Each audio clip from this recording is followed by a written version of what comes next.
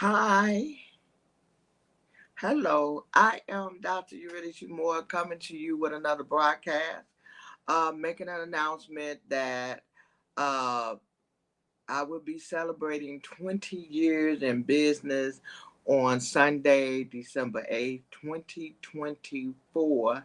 And I want to talk briefly about my pathway to business.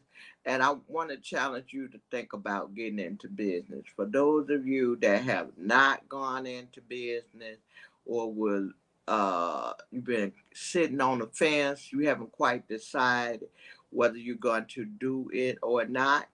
So, something to think about. All right.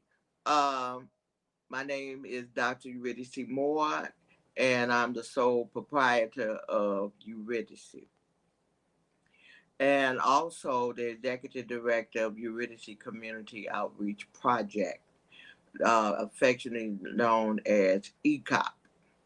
So, anyway, I did not start off with, oh, I want to be in business. I have never, ever, ever desired to be in business. I have, as a child, my grandmother used to buy. You remember the game Operation uh, Milton Bradley? That game back in the '60s. I got it as a Christmas present, where you have this image, and it got a lot of holes, and inside the image is different things like a bone or a little heart, and you had this little tweezer, and it's attached to something electronic that if you hit against the side, it'll buzz, which means that your operation is going badly. But if you take that tweezer and you skillfully go in the hole and you pull out the bone or whatever object that represent a body part, and no sound go off, then that means that operation has been successful. Well, I've been fascinated with uh, the human body. I've been fascinated with hospitals and clinics as a young child.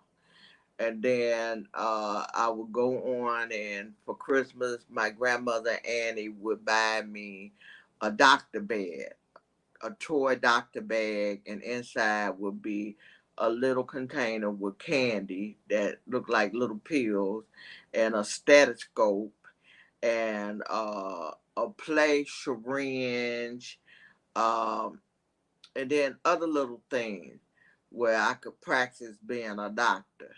So at a very early age, that started my interest. So I what so when I got in elementary school, eighth grade, it was time to pick a high school. I wanted to go to Westinghouse because I found out they had a LPN program, and I wanted. I had watched a lot of soap opera with my great grandmother Anna, and I would see nurses and doctors, and somebody might say, "What that got to do with you in business?" I'm gonna get there. So what happened was, you know, I took. You had to take entrance exam to get into Westinghouse, and then in order to get into the nursing program, you had to take another exam. Well, I did very well when it came to reading, but I did not do good in math. So math has not been my best subject in school. And so I did my scores. I didn't score high enough on the math. So what I did was I was like, wow, I didn't score high enough on the math. So I did not get into Westinghouse. So I was a little discouraged because I thought that would be my pathway into the health profession or the medical profession, as you will. So then I went to Lucy Flower High School, And I did not know that they had what was called a cooperative laboratory program that was started by Linda Gray. Let me give her prompt. And then a Patricia Bartow would take over the program as the coordinator and science teacher of it. And so I did very well in science and biology. I made really, really good grades in biology. And one day she came to me and she asked me, would I like to be in her program? She explained the program. And she mentioned hospitals. And I was all for it because remember, I was trying to get into the hospital. So then what happened? I entered into what was known as CLP, Cooperative Lab Program, in my junior year. My senior year, I ended up working at Mary Thompson Hospital with Dr. Elpana and Ruth Johnson, and the supervisor. And after graduating, I was allowed to stay there. And then Dr. Elpana encouraged me to go to college and get a degree in because I was hired as a lab assistant after doing my 1 year internship there. So I did the internship, and then it was time for me to go away to school. I went to Central YMCA College, that was on Wacker Drive, and got an associate degree in medical lab technology. And somebody might say, what that got to do with anything? I'm telling you my pathway to business. And I believe it's my final destination. I truly believe it's my final destination. And I remember being in fifth grade. I got to go back a little bit, rewind. I remember being in fifth grade and we had career day. And this man, I'm sure he probably passed, uh, gone on, not here anymore in the earth physically. And he said something that I remember, and it was kind of prophetic. And not only did I remember it, but I end up doing it. He said, "The days are gone. Your parents and grandparent days are gone, where you will have a job 30, 40 years." He said, "There's gonna come a time where it will not be unusual for a person to have five, six different careers in life." And I thought that was odd because everyone in my family, they worked a job 25, 30, 40 years. Then they retired and got a retirement check. And he said those days will be gone. And we should prepare ourselves, our mind, and learning different types of things so that we will always have a job. So moving forward, so I end up being a medical lab technician, and I stayed in that industry for 12 years. Uh, During those 12 years, God would bless me to return to the high school that I graduated from and take my teacher place, Patricia Bartow. That is a very long testimony. I'll save it for another day. And so, we, yeah, Patricia Bartow, and I took her place. It was a supernatural. I would end up being the first lab technician to ever work for Chicago Public School, the Board of Education. I would be the first lab technician. The job was created for me. It is a very long testimony. One day I'll get it. I'll just have Testimony Thursday. Oh, well, it is Thursday, isn't it? But, well, not this Thursday. So, anyway, so after 12 years, then God was supernaturally moved me into teaching. And then for teaching, I would be a social worker. And then from being a social worker, I would enter the ministry full time. I would be a ordained minister of the gospel of Jesus Christ, also known through Hebrew roots as Yeshua. And the next thing I know, one day, I'm getting close, hang in there with me. One day I would wake up in the twilight and I would hear the voice of God. Get a 501c3. I didn't even know what a 501c3 was. Okay. So I had to Google and find out what a 501c3 was. Make a trip to the library because I didn't have a computer. And I would look up 501c3 and it had something about nonprofit. So I'm like, wow, this is something. Then a couple of days later, I would lose my job. I would lose my job. And then I would go back and I would talk to the Lord, and I was like, well, God, I don't have a job. And he said, I told you to get a 501c3. So what I did was I called attorneys, and they wanted like $3,500 for a 501c3. I found out that the Internal Revenue Service issues 501c3. I contact them. They encouraged me to get their guide that tells you step by step. And that was back in the days when you fill out a 12 to 14 page application for the 501c3.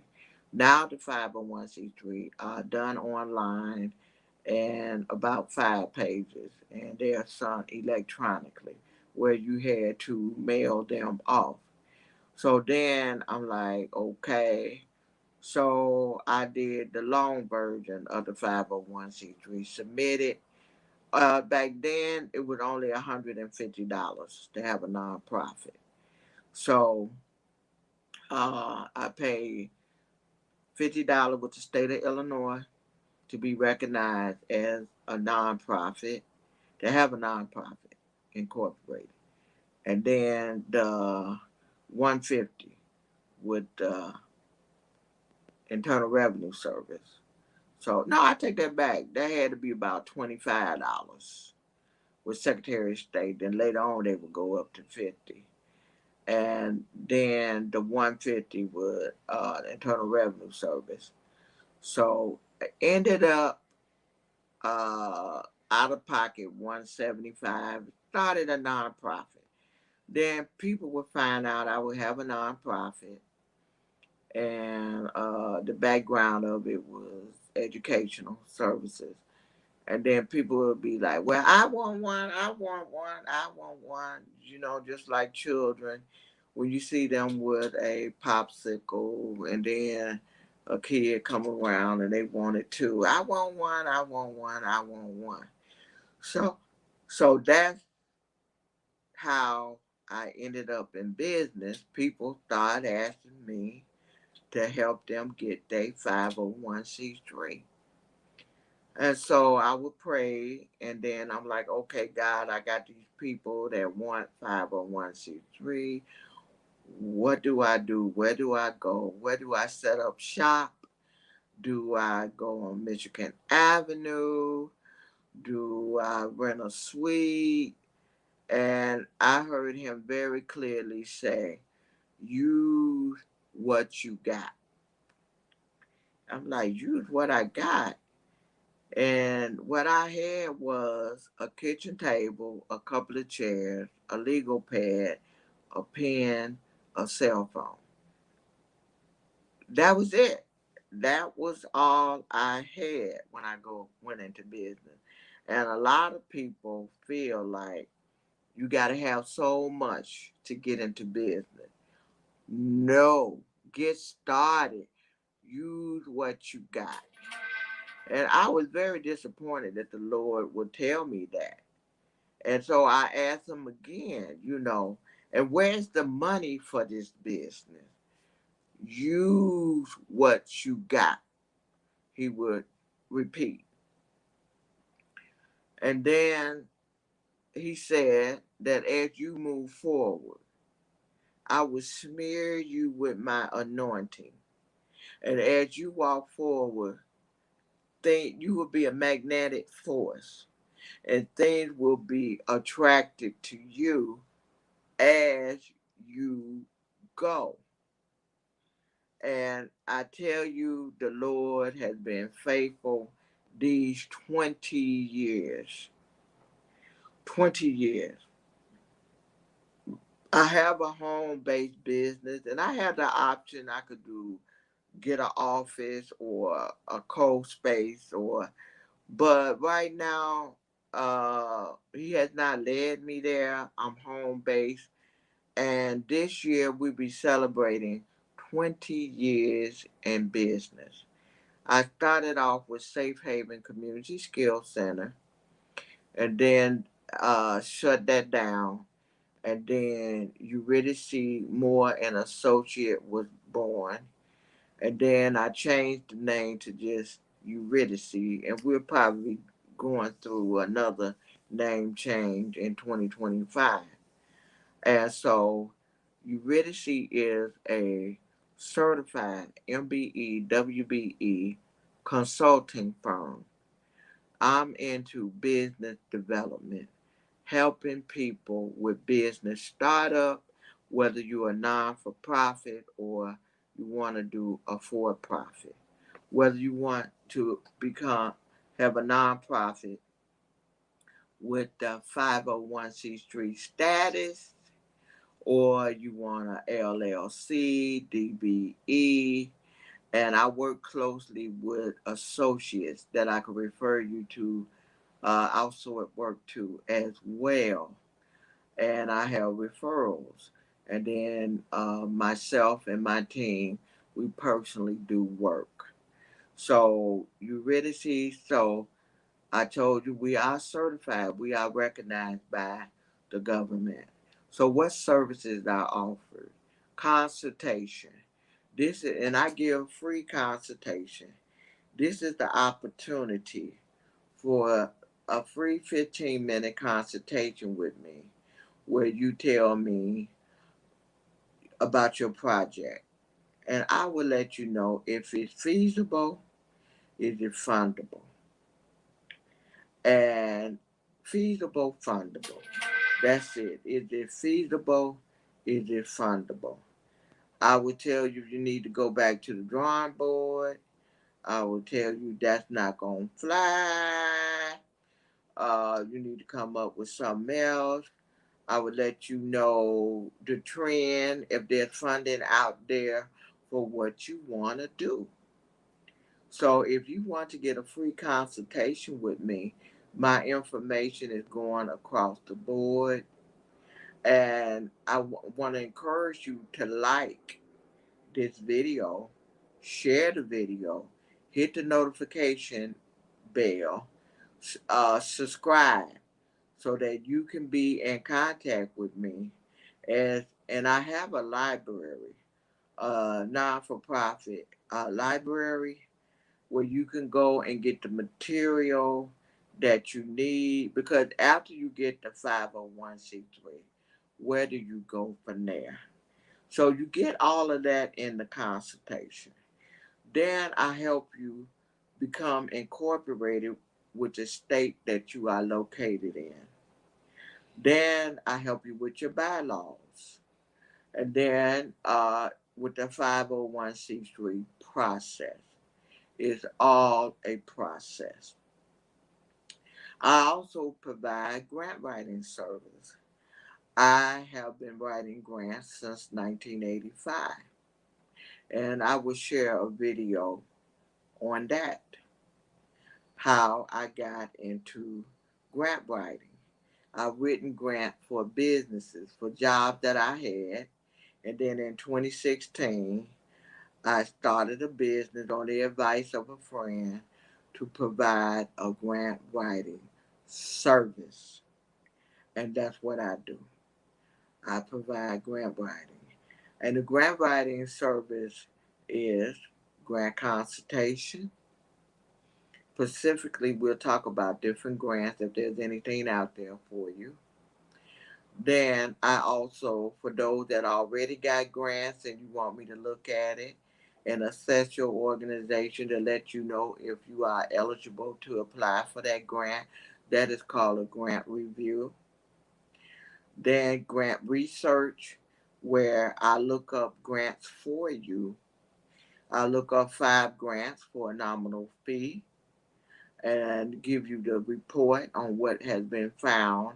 And you can either go and write your own grants, or you can go into grant writing, of where you hire me to write the grant.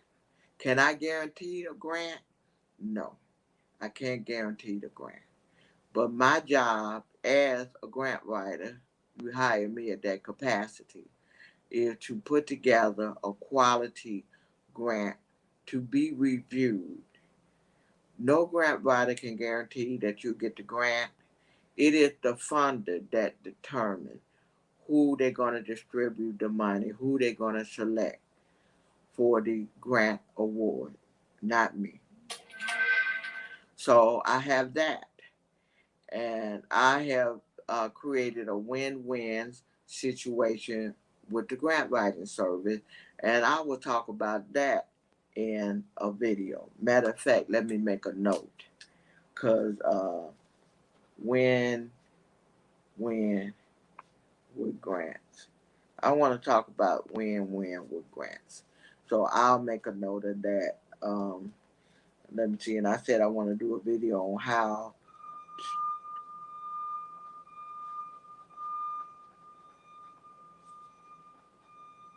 Okay. So I've been writing grants since 1985. The first grant I got was for $36,000.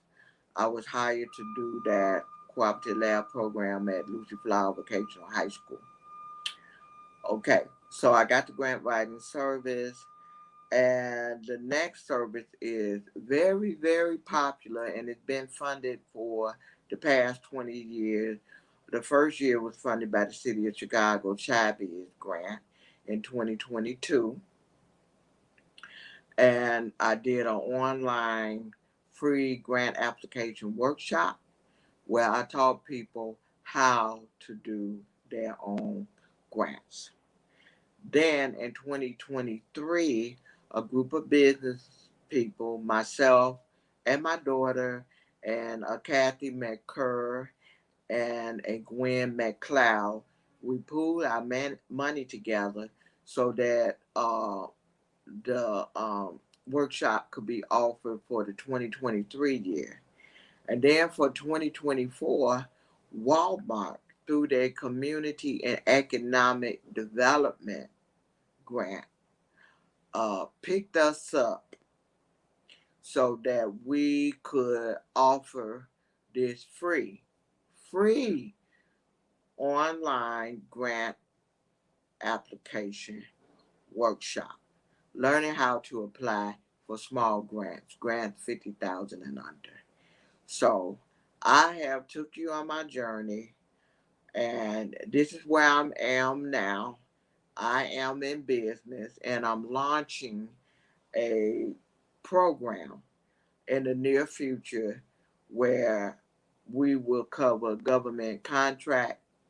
I am a government contractor now with certification in MBE, WBE, BEP, DBE, EWOSB, pardon me, WOSB, correction. And you probably like, what do all those initials mean?